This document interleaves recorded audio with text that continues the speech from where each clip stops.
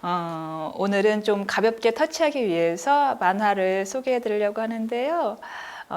순서를 정해서 세 권을 소개해 드릴 겁니다. 세 편을. 첫 번째 편은 뭐냐면 내 인생의 만화 웃고 싶을 때. 두 번째 편은 내 인생의 만화 울고 싶을 때. 세 번째 마지막은 힘내고 싶을 때. 만화책 읽지 마세요. 만화책도 제가 대신 읽어드립니다. 내 인생의 만화계 클래식 소개해주는 자리인데요. 마지막으로 내가 힘내고 싶을 때 있는 책은요. 비천무를 쓴 김혜린의 같은 작품입니다. 대신 약간 후속작입니다. 후속작인 게 티가 나요. 작가의 시선도 상당히 성숙됐거든요.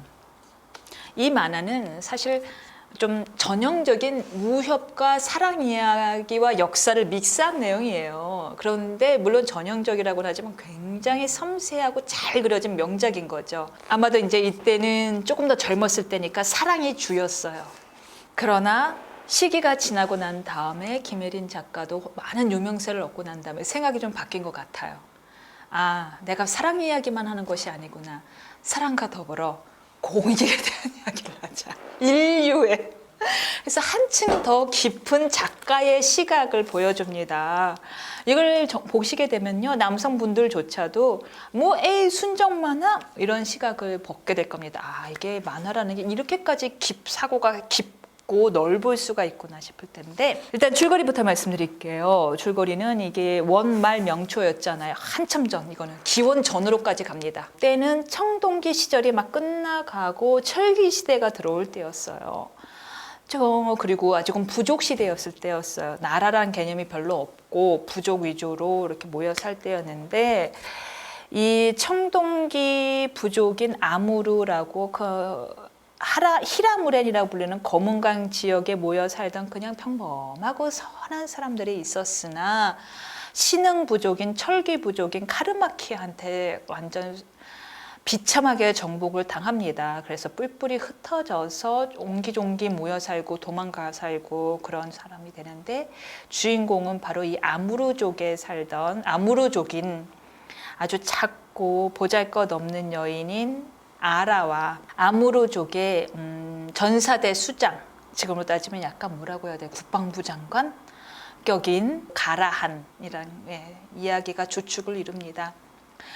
이 가라한은 전사대 수정이었으니까 그 당시 이미 나왔을 때부터 귀족이었어요.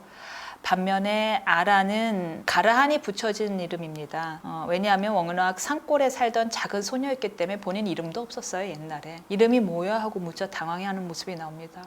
글쎄 남들은 산마루 우리 아빠 딸이라고 하고 우리 아빠는 그냥 어이 야 이러는데 그러죠.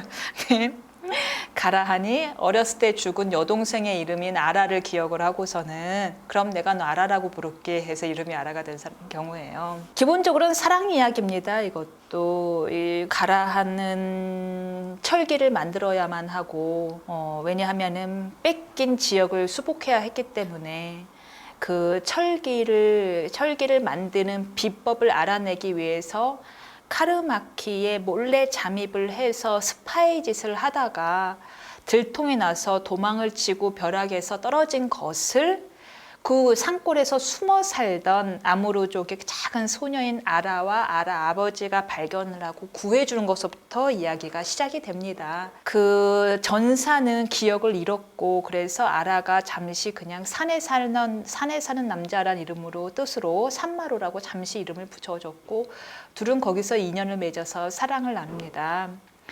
그러나 곧 비극이 닥치죠. 그 작은 산골 마을에 카르마키의 무시무시한 못된 남자가 야장 출신의 장군이 나타나서 아라를 마음에 들어 해서 납치해버리고 아라의 아버지를 죽여버립니다. 그렇게 산마루랑 생이별을 해요. 그 다음부터 아라는 생고생이 시작이 됩니다. 갑자기 납치 감금당했고 눈앞에서 아비를 잃었고 지아비도 잃었고 그 다음에 납치 감금된 상태에서 원치 않은 관계, 사실상 겁탈인 거죠.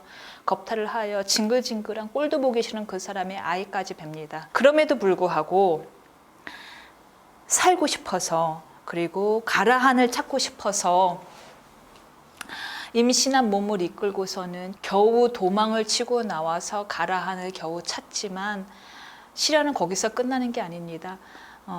왜냐하면 가라한은 이미 기억을 되찾았고 가라한으로서의 정체성을 되찾았고 그리고 옛 연인인 아라를 잊은 상태거든요. 잊었을 뿐만 아니라 심지어 결혼까지 합니다. 이 이야기를 다 길게 말씀드릴 수는 없고요. 그럼 내가 이 책을 왜 힘이 날 때 보는 걸로 선정을 했느냐, 그 얘기를 설명드리려고 제가 이 앞부분을 부득이하게 말씀을 드린 겁니다. 아라는 얼마나 우울해요. 암울해요. 비참해요. 결국 목숨을 걸고서 내 지아비 찾아왔는데 지아비는 날 기억도 하지 못해요. 그런데도 아라는 어떻게 하느냐? 내 지아비가 그렇게 목숨 걸고 찾던 것이 철기라는 것을 알고서는 그 납치 감금되어 생활할 때 그 사람이 야장이었더랬죠. 그 야장으로부터 철기 제조 기술을 배웁니다. 왜? 어떤 마음으로? 내 지아비를 찾으면 반드시 이 지아비한테 이걸 주고야 말겠다. 그 사람이 철기를 찾았다는 거, 철검을 찾았다는 것만은 기억하고 있었거든요. 이유는 모르지만. 그래서 내 지아비를 찾으면 꼭 철검을 선물해 줘야지 라는 마음으로 철검을 만들었고 기술을 배웠고, 그 다음 목숨 걸고 자기가 만든 철검 하나를 꼭 안는 채 목숨 걸고 가라한을 찾아왔고, 근데 왔는데 가라한은 날 전혀 기억하지 못해. 눈에 절망이 뚝 떨어지지만 어떻게 하느냐? 그 철검을 줍니다. 가라한께 드립니다. 내 지아비가 이것을 구하려다 죽었습니다. 아무르를 위해서 이 검을 써주세요 라고 하면서 그 철검을 갖다 바칩니다. 가라한은 감동을 받아요. 도대체 어떻게 이 이름 모를 초라한 여인이, 사실상 천출이잖아요, 이 고급 기술을 배워와서 나한테 이런 걸 바치냐. 그리고 그 여인을 주축으로 해서 철검 만드는 제조 기술을 아무르에도 만듭니다. 사람들이 다 무시를 해요. 너 카르마케는 야장한테 야장 애벤 여자라며 다 무시를 하는데도 아랑곳하지 않고서 거기서 철검 제조 기술을 아무르족들한테 퍼뜨립니다. 왜?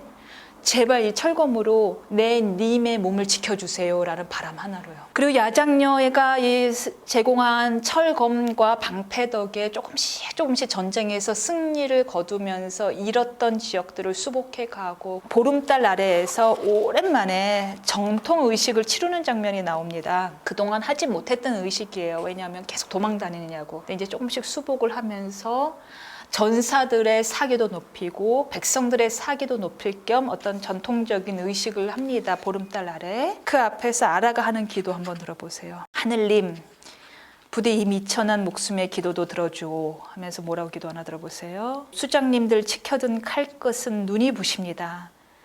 님이 어떤 마음으로 세상을 살고 있는지 그저 알 것 같아 눈물이 납니다.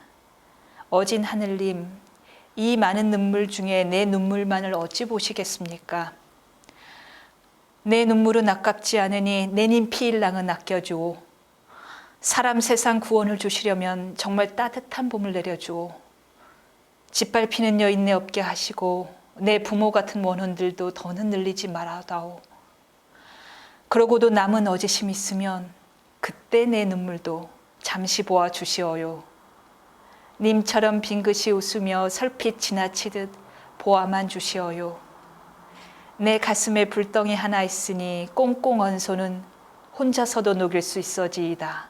와, 정말 천출이고 온갖 고생은 고생대로 다 하고 사람들은 알아주지도 않고 내 님은 나 기억도 못 해주고 하는데도 원망치 않으리래요. 어떻게 내 눈물 봐주겠냐고. 다른 사람 먼저 봐주고 내 거는 내 마음속에 뜨거운 불이 있으니 님에 대한 사랑이겠죠. 그냥 내가 알아서 해결하겠습니다 라고 하는 이 여인의 기도를 보고 있으면요, 내가 막 일하고 와서 남에 대해서 짜증 생기고 남 탓하고 싶고 원망하고 싶은 마음이 싹 사라지는 거예요. 혹은 지치고 하는 것들이. 그래, 이런 여인도 이렇게 남을 위해 기도한다. 남 탓 안 하고. 그러니 내가 세상을 조금 더 가륵한 마음으로, 그리고 나보다 더 힘든 사람들 먼저 살펴보는 마음으로 살아야겠구나라는 생각을 하게 됩니다. 이 작품은 이렇게 아라뿐만 아니고요, 신녀, 그리고 왕, 그리고 가라한까지 각자가 자기에게 주어진 엄청난 책임감과 부담감을 혼자 끙끙 안으면서도 그래도 그 안에서 최선을 다하고 그저 자신의 선택이라면서 남 탓하지 않고서 나아가는 착한 사람들의 이야기가 주축을 이룹니다. 그래서 보고 나면 조금 더 강인해지고 조금 더 훌륭한 사람으로 업그레이드 되는 기분이에요. 힘이 나고 싶을 때, 내 마음이 힘들 때 봤으면 좋은 책으로 저는 불의 검을 꼽습니다. 조금 낯선 아이템일 수 있으나 만화책 또한 책 못지않게 매우 훌륭하다는 것을 말씀드린 기회로 삼고 싶었는데 어떻게 잘 전달이 됐는지 모르겠습니다. 좀 횡설수설했죠? 이해해 주세요. 오늘 일이 좀 힘들었어요. 좀 이해해 주세요. 그렇다면 또 오늘도 시청해 주신 여러분 감사드리고요. 저희는 다음 시간에 찾아뵙도록 하겠습니다. 감사합니다.